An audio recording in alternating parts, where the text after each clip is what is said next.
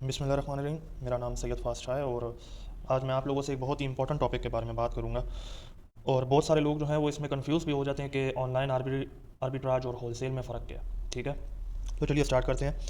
सबसे पहले तो हमें ये जानना चाहिए कि ऑनलाइन और रिटेल आर्बिट्राज जो है वो होता क्या। ठीक है, देखें, आर्बिट्राज में लोग जो सेलर्स होते हैं वो इस तरह करते हैं कि वो ऑलरेडी डिस्काउंटेड प्रोडक्ट्स जो होती हैं वो उसको बाय करते हैं। ठीक है, और उसको रीसेल करते हैं डिफरेंट प्लेटफॉर्म्स पे। ठीक है, चाहे वो आपका अमेजॉन हो गया या और भी कोई आपके जितने भी ऑनलाइन स्टोर्स हो गए, वो उसके ऊपर जो है उसको रीसेल करते हैं डिस्काउंटेड प्राइस में लेकर, उसके ऊपर अपना कुछ मार्जिन पुट अप करके वो उसको डिफरेंट ऑनलाइन स्टोर्स के ऊपर जो है वो सेल करते हैं।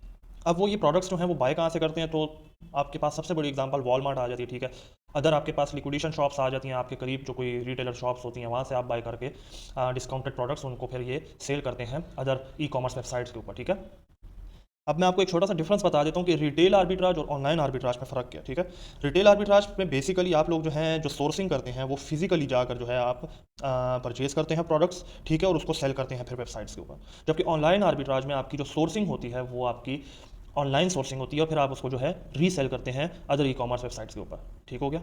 अब चलते हैं कि होलसेल क्या चीज़ है। ठीक है, अब होलसेल का जो मेथड है वो बिल्कुल ही ऑनलाइन आर्बिट्राज से जो है वो डिफरेंट है। वो इसलिए क्योंकि होलसेलर्स जो हैं वो क्वांटिटी में बल्क में परचेज़ करते हैं प्रोडक्ट्स को। ठीक है, वो आप सप्लायर से परचेज़ कर रहे हैं, आप मैन्युफैक्चरर से परचेज़ कर रहे हैं या आप डिस्ट्रीब्यूटर से परचेज़ कर रहे हैं। आप बल्क में किस लिए परचेज़ करते हैं कि बल्क में परचेज़ करने का आपको फ़ायदा ये हो जाता है कि आपकी जो पर यूनिट कॉस्ट जो होती है वो कम हो जाती है। ठीक है, पर यूनिट कॉस्ट आपकी कम हो जाती है होलसेल में बल्क में क्वांटिटी परचेज़ करने में। ठीक हो गया, तो ये एक छोटा सा डिफरेंस मैंने आपको बता दिया रिटेल और ऑनलाइन आर्बिट्राज में, और ऑनलाइन आर्बिट्राज और होलसेल में क्या फ़र्क है। ठीक है, अब चलते हैं कि होलसेल डिफरेंट कैसे है ऑनलाइन आर्बिट्राज से। ठीक है, देखें, मैंने आपको पहले भी बताया कि जो होलसेलर्स होते हैं वो डायरेक्टली जो प्राइस हैं वो निगोशिएट करते हैं, रेट्स निगोशिएट करते हैं मैन्युफैक्चरर से या डिस्ट्रीब्यूटर से या सप्लायर से। ठीक है, जबकि आपके आर्बिट्राज सेलर्स जो होते हैं वो ऑलरेडी डिस्काउंट जिन प्रोडक्ट्स पे लगा होता है वो प्रोडक्ट्स लेते हैं, उसके ऊपर अपना कुछ मार्जिन पुट अप करके वो फिर जो है वो अदर ऑनलाइन या ई कॉमर्स वेबसाइट्स के ऊपर या स्टोर्स के ऊपर जो है उसको रीसेल करते हैं। ठीक है,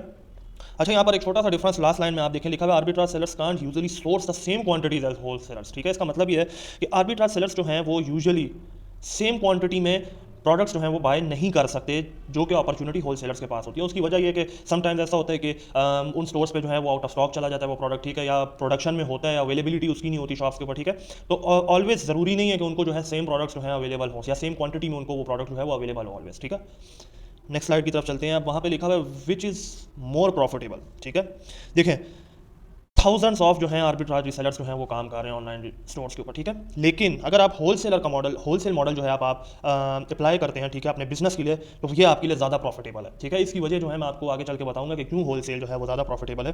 ठीक है, वो भी फिर डिपेंड करता है कि आपकी प्रोडक्ट की साइज़ क्या है। ठीक है, आपका बिजनेस किस लेवल के ऊपर चल रहा है। ठीक है, और आपकी कुछ स्ट्रेटेजीज, मार्केटिंग स्ट्रेटेजीज के ऊपर जो है ये बहुत डिपेंड करता है। ठीक है, कि आप किस स्ट्रेटजी को लेकर चल रहे हैं, आपकी डेली इन्वेंट्री कितनी निकल रही है, आपकी मंथली इन्वेंट्री कितनी निकल रही है। देखें, होलसेल में आपकी जितनी इन्वेंट्री जितनी जल्दी निकलेगी आपका टर्नओवर बढ़ता जाएगा, आपको मैक्सिमाइज प्रॉफिट जो है वो होता रहेगा। ठीक है, प्रूवन दोनों है। ठीक है, दोनों मॉडल्स जो हैं वो प्रॉफिट जनरेट करते हैं। ठीक है, हम जैसे थर्ड पार्टी सेलर्स के लिए। ठीक है, और प्लेटफॉर्म आपके पास सबसे बड़ी एग्जांपल जो है वो अमेजॉन ही है। ठीक है, जिस पे लोग ऑनलाइन आर्बिट्राज भी कर रहे हैं, होलसेल भी कर रहे हैं। ठीक है, आगे मैं आप लोगों को बताऊंगा कि कुछ प्रोज एंड कॉन्स होलसेल के क्या हैं। ठीक है, और कुछ प्रोज एंड कॉन्स जो हैं वो आर्बिट्राज के क्या हैं। ठीक है, तो सबसे पहले चलते हैं कि एडवांटेजेस ऑफ होलसेल, होलसेल के एडवांटेजेस क्या हैं। ठीक है, हमारे पास सबसे पहले आ जाते हैं फास्ट रिजल्ट्स। फास्ट रिजल्ट्स कैसे, देखें, होलसेल को आप सबको पता है कि एक सेफेस्ट मॉडल कहा गया है काम करने के लिए। क्यों कहा गया है वो मैं आपको बताता हूँ।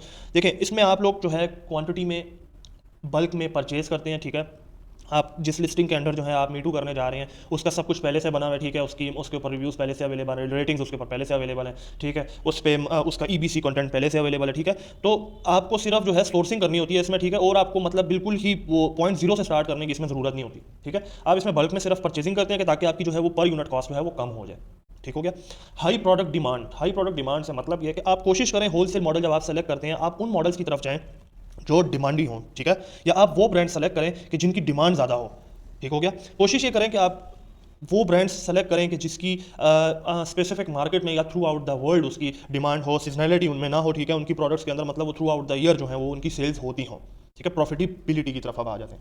अच्छा, प्रॉफिटेबिलिटी में आपका जो जंगल स्काउट जो है वो क्या कहता है कि आपके 57% जो होल सेलर्स हैं, ठीक है, 57% आपके जो सेलर्स हैं वो फर्स्ट 3 मंथ्स में ही प्रॉफिट जनरेट करना शुरू कर देते हैं। ठीक है। तो ये काफ़ी बड़ी बात है कि आपके 57% जो सेलर्स हैं वो आपकी फर्स्ट 3 मंथ्स में ही प्रॉफिट जनरेट करना शुरू कर देते हैं। तो आप इससे अंदाज़ा कर लें कि आपका होल सेल मॉडल में प्रॉफिट कितना ज़्यादा हो सकता है अगर तो आप सही तरीके पे काम कर रहे हैं। ठीक है, लेस टाइम कंज्यूमिंग इसको क्यों कहा गया है। ठीक है, देखिए ऑनलाइन आर्बिट्राज की तरह आपको इसमें फिजिकली जाके प्रोडक्ट्स को जो है वो परचेज नहीं करना होता। ठीक है, आपको प्रोडक्ट्स की जो है वो टेस्टिंग नहीं करनी होती। ठीक है, आपने जस्ट ब्रांड फाइंड आउट किया। ठीक है, ब्रांड आपने उसको वो किया, ब्रांड से अप्रूवल लिया। ठीक है, और आपने सोर्सिंग करके जो है आपने अपनी प्रोडक्ट जो है वो अमेजॉन वेयर हाउस में जो है वो भिजवा देंगे। ठीक है, तो आपका जो फिजिकल जाके प्रोडक्ट को देखना, सेलेक्ट करना, फिर आपका टेस्टिंग करना उन प्रोडक्ट्स को। ठीक है, तो ये सब चीज़ें जो है आपकी होल सेल में नहीं होती। तो इस लिहाज से ये लेस टाइम कंज्यूम करते हैं एज़ कम्पेयर टू आपका रिटेल आर्बिट्राज या ऑनलाइन आर्बिट्राज। ठीक है, अब चलते हैं कि डिसएडवांटेजेस क्या है हमारे पास होलसेल के। ठीक है, रिसर्च। अच्छा, रिसर्च में आपका जो है वो टाइम लग सकता है और जो कि लगना भी चाहिए। ठीक है, अब कुछ लोग होते हैं कि जो सब्र नहीं कर सकते। ठीक है, वो कहते हैं कि बस हम जल्दी से यार प्रोडक्ट्स लेकर जो है वो करते हैं, लाइव कर दें अपनी प्रोडक्ट को, जल्दी से वेयर हाउस में अपनी इन्वेंट्री पहुंचा कर और काम जो है वो स्टार्ट कर दें। लेकिन होलसेल कि इसको रिसर्च को हमने कॉन्स में क्यों डाला हुआ है। ठीक है, डिसएडवांटेजेस में क्यों, क्योंकि ये टाइम कंज्यूमिंग है। ठीक है, आप एक अच्छा ब्रांड देखते हैं। ठीक है, फिर उस ब्रांड के अंदर हज़ारों या हंसुओं के हिसाब से जो है उस पर प्रोडक्ट्स होती हैं। ठीक है, फिर आप उसमें से अपनी स्पेसिफिक प्रोडक्ट चूज़ करते हैं। ठीक है, फिर आप ब्रांड से अप्रूवल लेते हैं। ठीक है, तो आपका इस चीज़ के ऊपर जो है टाइम लगता है काफ़ी।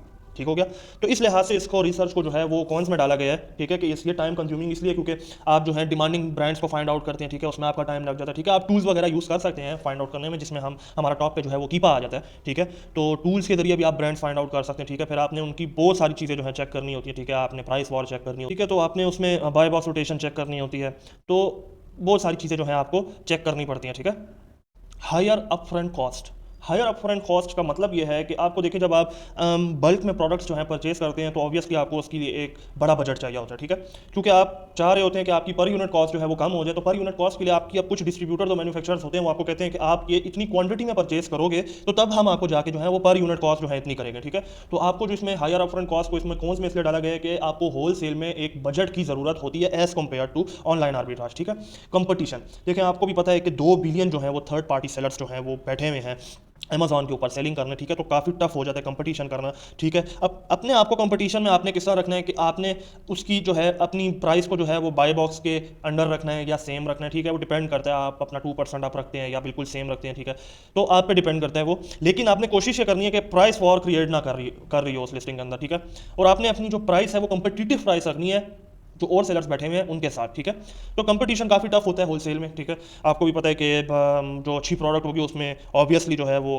काफ़ी सारे सेलर्स जो हैं बैठे होंगे, तो बाय बॉक्स विन करने के चांसेस जो हैं फिर वो टफ हो जाते हैं। ठीक है, और टफ को आप ओवरकम किस तरह कर सकते हैं, सिंपली आप अपनी जो प्राइस है वो आप कंपटीटिव प्राइस रखें। ठीक है, बहुत हाई प्राइस ना रखें, बहुत लो प्राइस भी ना रखें। ठीक है, बस कंपीट कर रही हो आपकी प्राइस जो है वो और सेलर्स के साथ। Not a sellable business. अच्छा, अब इसका मतलब ये है कि आपका जिस तरह प्राइवेट लेबल का बिजनेस होता है। ठीक है, आप उसमें सब कुछ जो है स्टार्ट से खुद करते हैं, आप अपनी सोर्सिंग खुद करते हैं। ठीक है, आप अपनी लिस्ट खुद करते हैं। ठीक है, आपका टाइटल अपना होता है, बुलेट पॉइंट्स आपकी डिस्क्रिप्शन अपनी होती है। ठीक है, आप मतलब पीपीसी कैंपेन आप उसमें खुद चला रहे होते हैं, मतलब आप एक जीरो से स्टार्ट कर रहे होते हैं। ठीक है, बेसिकली जब आपका प्राइवेट लेवल में बिजनेस रन हो जाता है, एक लेवल पर पहुंच जाता है। ठीक है, तो वो आपका एक एसेट बन जाता है। ठीक है, तो अब आप अपना एसेट बेचना चाह रहे हैं तो आप बिल्कुल बेच सकते हैं प्राइवेट लेवल में। क्यों, क्योंकि उसमें सब कुछ स्टार्ट से जो है वो आपने किया हुआ है। ठीक है, और अब आप कह रहे हैं यार मैं अपना बिजनेस जो है बेचना चाह रहा हूँ या किसी और, या मैं चाह रहा हूँ कि मेरा ये बिजनेस जो है कोई और ले ले मुझसे या कोई और हैंडल करे। ठीक है, तो आप उस पर ये कर सकते हैं, लेकिन होलसेल में और ऑनलाइन आर्बिट्राज में ये सिस्टम नहीं होता। ठीक है, क्योंकि देखें आप ऑलरेडी एक एग्जिस्टिंग लिस्ट के अंडर आके जो है मीटू कर रहे होते हैं। ठीक है, तो आप उसमें जो है दूसरे बंदे की प्रोडक्ट जो है उसका बिजनेस आप सेल नहीं कर सकते, क्योंकि आप उसमें खुद होलसेलर है। ठीक है, आप खुद उसके अंदर काम कर रहे हैं, आप खुद उसकी जो प्रोडक्ट है वो जो है आगे बेच रहे हैं। ठीक है, तो basically it's not your business. ठीक है, ये किसी और का बिजनेस होता है। जबकि प्राइवेट लेवल में बिजनेस आपका अपना होता है, तो आप उसको बेच सकते हैं, आप अपनी लिस्ट फ्लिप करना चाहें, आप अपनी एसेट, जिसको हम एसेट फ्लिपिंग भी कहते हैं, आप वो करना चाहें, बिल्कुल आप उसमें कर सकते हैं। ठीक है, अच्छा, अब आ जाते हैं कि advantages of online arbitrage. Low barrier entry. Low barrier entry मतलब कि आपको इसमें किसी किस्म के बैरियर का सामना नहीं करना पड़ता। ठीक है, आप किसी भी, अब आप वॉलमार्ट चले गए, आप किसी भी बड़े रिटेलर स्टोर चले गए। ठीक है, आपको उनसे किसी किस्म के अप्रूवल की ज़रूरत नहीं होती। ठीक है, जैसे कि होलसेल में मैंने आपको बताया कि होलसेल में आपको ब्रांड से कॉन्टैक्ट करना होता है, आपको डिस्ट्रीब्यूटर से कॉन्टैक्ट करना होता है, आपको अप्रूवल लेने होते हैं ब्रांड से। ठीक है, तो ये सारे बैरियर्स जो हैं आपको ऑनलाइन आर्बिट्राज में फेस नहीं करने पड़ते। ठीक है, लो अपफ्रंट कॉस्ट। देखिए होलसेल में आपकी हाई अपफ्रंट कॉस्ट थी। ठीक है, इसलिए उसको डिसएडवांटेजेस में डाला हुआ था। इसमें लो अपफ्रंट कॉस्ट जो है वो आपकी एडवांटेजेस में। देखिए, आप छोटे अमाउंट से स्टार्ट करके छोटी क्वांटिटी से आप ऑनलाइन आर्बिट्राज में जो है वो स्टार्ट ले सकते हैं। ठीक है, आपको होल सेल की तरह जो है वो बड़ी क्वांटिटी में प्रोडक्ट्स जो है वो परचेज करने की जरूरत नहीं होती, आप छोटी क्वांटिटी में भी अपनी प्रोडक्ट्स लेकर आप उस पर काम जो है वो शुरू कर सकते हैं। ठीक है, अब लो रिस्क की तरफ आते हैं। लो रिस्क क्या चीज़ है?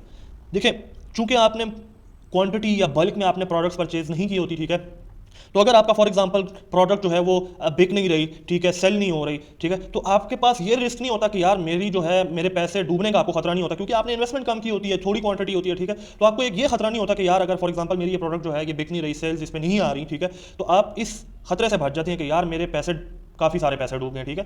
तो एक ये इसमें लो फैक्टर होता है कि लो रिस्क फैक्टर इसमें एक ये है एडवांटेज है ऑनलाइन आर्बिट्राज में, ठीक है। Easy to restock, easy to restock इसलिए है ये कि देखें, आपके आप ईजिली वॉलमार्ट से जाके जो है आप जो है वो कर सकते हैं, परचेजिंग कर सकते हैं, ठीक है, आप रिटेल कर सकते हैं ईजिली, ठीक है, आपके घर के आसपास कोई रिटेलर शॉप है, ठीक है, उनके पास प्रोडक्ट्स हैं, तो आप उनसे जाके जो है आप अपना रीस्टॉक जो है वो प्रोडक्ट्स कर सकते हैं, ठीक है, इसीलिए इसको ईजी टू रीस्टॉक कहा गया है। ठीक है, इसमें क्योंकि आपका वो शिपमेंट में टाइम नहीं लगता, ठीक है, कि इतने दिनों में आपकी प्रोडक्ट्स आएगी पहुंचेगी, ठीक है, आपका इसमें वो उसका टाइम नहीं लगता, प्रोडक्शन में टाइम नहीं लगता, ठीक है, कि प्रोडक्शन होगी फिर प्रोडक्ट आएगी फिर जाएगी, ठीक है, तो ये इसीलिए ईजी टू रीस्टॉक इसको कहा गया है। डिसएडवांटेजेस हमारे पास ऑनलाइन आर्बिट्राज के क्या हैं? देखें, लो मार्जिनस, ठीक है। अब जैसे आपको उसमें हाई मार्जिन हैं आपके एडवांटेजेस में होल सेल के अंदर, ठीक है, तो इसमें आपके पास जो है क्या नाम लेते हैं, ऑनलाइन आर्बिट्राज में लो मार्जिन होते हैं, ठीक है। लो मार्जिन आपके किस लिए होते हैं? ठीक है, कि आप जो है इन्वेंटरी लेते हैं, ठीक है, उसको आप रिटेल प्राइस में आप खरीदते हैं, ठीक है, और आप उस पर एक थोड़ा सा मार्जिन जो है अपना पुटअप करके जो है उसको आगे जो है वो सेल करते हैं, ठीक है। तो आपका as compare to wholesale आपका जो मार्जिन होता है ऑनलाइन आर्बिट्राज में वो कम होता है, ठीक है। लिमिटेड इन्वेंटरी अवेलेबिलिटी, ठीक है, ये क्या चीज़ है? देखिए, आपका इजी टू एक्सेस तो हो आ गया, ठीक है, आप इजीली इसको रीस्टॉक तो कर सकते हैं, ठीक हो गया, आपका एडवांटेज में ऊपर लिखा हुआ है।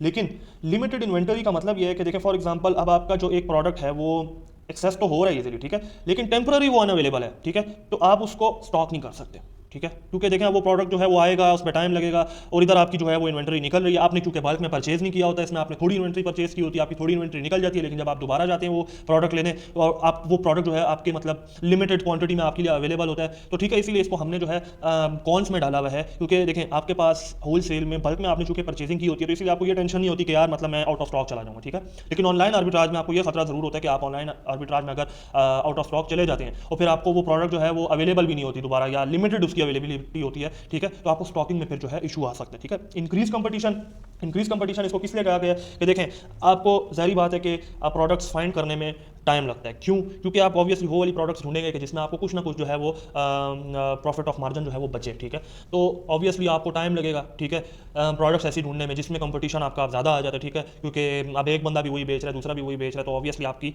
कंपटीशन जो है, प्राइस कंपटीशन जो है वो काफ़ी ज़्यादा इसमें आ जाती है, ठीक है। और as wholesale business model not a sellable business, ठीक है, क्योंकि आप जो है आपका ये अपना बिजनेस नहीं है और आप इसको आगे सेल नहीं कर सकते, ठीक है, प्राइवेट लेवल की तरह आप किसी और का बिजनेस जो है आप आगे बढ़ा रहे हैं, ठीक है, तो आप इसको बिजनेस को सेल नहीं कर सकते, ठीक है, as compare to private level. I hope मैंने आपको जो है होल सेल और ऑनलाइन आर्बिट्राज का सब कुछ काफ़ी डिटेल में समझाया होगा, ठीक है, आपको होल सेल और ऑनलाइन आर्बिट्राज और रिटेल आर्बिट्राज में जो फ़र्क है वो सब मैंने आपको काफ़ी डिटेल में समझाया, ठीक है। Advantages of wholesale, disadvantages आपके ऑनलाइन आर्बिट्राज के एडवांटेजेस और डिसएडवांटेजेस, ठीक है, मैंने आपको ये सारी चीज़ें जो है काफ़ी डिटेल में समझाई होंगी, ठीक है, और आई होप आपको सारा कुछ जो है वो अच्छे से समझ आ गया होगा, ठीक है। इंशाल्लाह नेक्स्ट वीडियो में मुलाकात होती है, अपना तब तक के लिए बहुत सारा ख्याल रखिएगा। अस्सलाम वालेकुम।